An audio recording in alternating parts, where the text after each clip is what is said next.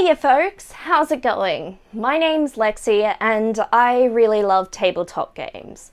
So much so that we get together once a week, every week, and we review one here at the gaming table. I try to keep these videos on the shorter side, under 10 minutes, so we can both find our next game. If that sounds interesting to you, I encourage you to press subscribe and keep watching today's video. If you'd like to go the extra mile to support the gaming table, you can donate to my Ko-Fi page, which I have linked in the description box below. All donations go straight back into the running costs of the channel, so it is always deeply appreciated. Today we are taking a look at a game I picked up after seeing a bit of discussion about it online. Today we're taking a look at Fabula Ultima, a JRPG by Emanuele Galetto. Rather than a dedicated setting, Fabula Ultima has a couple of concepts that you could set a game in. The first suggested setting is high fantasy. This is, of course, big castles, dashing knights, and maybe a princess in need of rescuing. The villains here are going to be on a large epic scale and perhaps twirling a moustache. The second suggested backdrop is natural fantasy. There's no big castles here. The most people you'll see will probably be in a large village. The villains in this world could be misunderstood, perhaps hurt by some past wrongdoing, or in their own way trying to save the world around them. The last suggested backdrop is techno-fantasy. This is perhaps one that is a bit unique to the genre of Japanese role-playing games. It's a combination of technology and magic. These games have large industrial cities where ordinary people live out pretty mundane lives, whereas the super wealthy live extremely fabulous existences. The villains in this setting are going to be seeking authority over this world. Perhaps they perceive it as having become out of control. You get some further instruction on creating a world using some principles that are described as the 8 pillars. These are 8 principles or themes that should be present in your game of Fabula Ultima. Part of me does wish I got a few more expanded, I suppose, examples of these settings. I can see that there have been a few supplements published online for Fabula Ultima which explore these backdrops, so perhaps it's expanded upon there. I just might have enjoyed a one-page write-up of an example setting for me to be inspired by. I think for some people, a tabletop Japanese role-playing game is going to perhaps need a little bit of an explanation. Japanese role-playing games have a slightly different flavor to Western role-playing games, and there's some tropes or themes that are unique to them. Fabula Ultima uses a variety of polyhedral dice to play the game. Players in this game are asked to roll checks for their characters to act or react. To do this, 2 polyhedral dice are rolled and the results added together.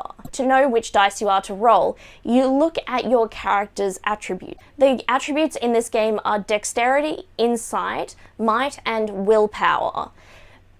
The better you are at one of these, the bigger the polyhedral die will be. So depending on the situation, the players will choose a die from 2 of the attributes and roll them together to see how their character fares. I hope this little explanation made sense. The rules are inspired by the Japanese role-playing game Ultima, which I have reviewed before and I do personally adore. Character creation for this game has a layered approach. You have to start with a one-sentence concept of who your character is. It's about how they perceive themselves. Then you need to give them a theme and a reason why they act the way they do. Are they driven by justice, revenge, desire? You then need to describe their origin and where they're from. You then get to flick through the classes in the game manual and you can assign different levels to different classes. The class options are pretty evocative, so I did really enjoy flicking through them. You then decide which dice get assigned to which attributes, and you start off with some pools of points, such as your hit points or the points that you would pull from to use magic. You also get a couple of inventory slots, and that tells you what your character can be carrying. You do get a bit of a beginning budget to purchase some items for your character from the book. You get some fun little pieces of equipment. To me, this character creation process really puts the emphasis on a character's story and sort of who they are as a person, rather than how hard they can hit. That is telling to me for what the game's focus is going to be. The mechanics for the game overall are pretty simple. It's rolling those attributes together. Combat in this game does have the feel that it should be contributing to the story, and particularly the character's story. So of course, while there are combat mechanics, the game comes back round to being story focused. I will say one thing I missed were resources for running the game. You don't get an awful lot in this manual. There's a short bestiary and a short list of different types of equipment, but you don't get much else. You do, however, get the tools to create these, so I think in some ways that helps make up for it, especially a guide for creating non-player characters. I think if you're not going to have an extensive bestiary or an extensive items list, you do need to give game masters the resources to make their own. I do wonder if some of these resources are going to be included in some of those supplements I've seen, or in future releases. I know for some game masters and players, they love creating items and collaborating on building the world, and for others that's going to be a nerve-wracking experience. I think if you have a collaborative tabletop group, then this game is going to be a heap of fun to play.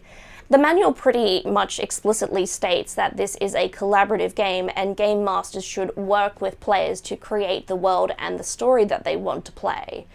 For some groups that's going to be an absolute treat, but I know for some game masters they prefer to have more control over the game, and some players aren't comfortable getting into the creation process and making the game.